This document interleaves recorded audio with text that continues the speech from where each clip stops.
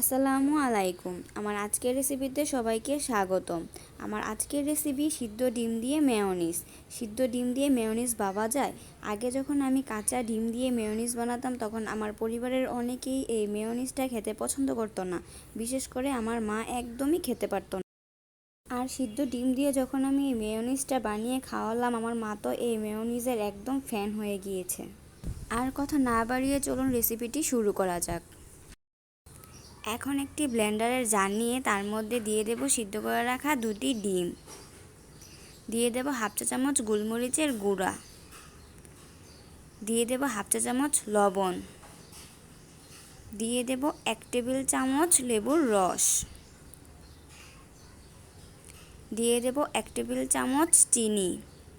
আপনারা যদি মিষ্টি কম পছন্দ করেন তাহলে সেক্ষেত্রে হাফ টেবিল চামচ চিনি ব্যবহার করবেন আপনাদের স্বাদ অনুযায়ী। তারপর দিয়ে দেব 2 টেবিল চামচ গুঁড়া দুধ, দিয়ে দেব 1/4 কাপ পানি,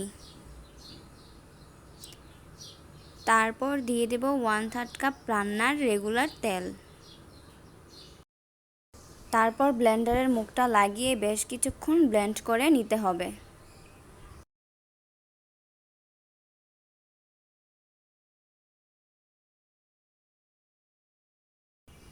কিছুক্ষণ ব্লেন্ড করা হয়ে গেলে ঢাকনাটা সরিয়ে একটা চামচের সাহায্যে একটু নেড়েচেড়ে দিচ্ছি। মেয়োনিজের উপকরণগুলো এখনও স্মুথ হয়নি, এজন্য চামচ দিয়ে একটু নেড়েচেড়ে নেওয়ার পর আমি আরও কিছু সময় ব্লেন্ডারে ব্লেন্ড করে নিব। মেয়োনিজটা একেবারে স্মুথ হওয়া পর্যন্ত ব্লেন্ড করে নিতে হবে।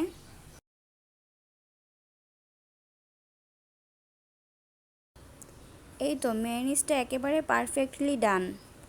আমি একটা চামচের সাহায্যে আপনাদেরকে একটু দেখিয়ে দিচ্ছি এটা কতটা পারফেক্ট হয়েছে।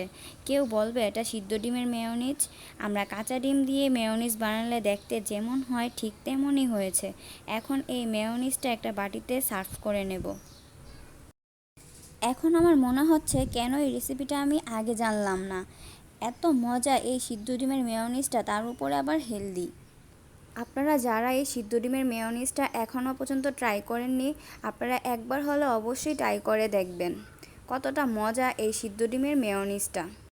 এই সিদ্ধ ডিমের মেয়োনিজটা burger, sandwich, chicken shawarma, French fry যে কোনো ভাজাপোড়ার সাথেই খেতে পারবেন।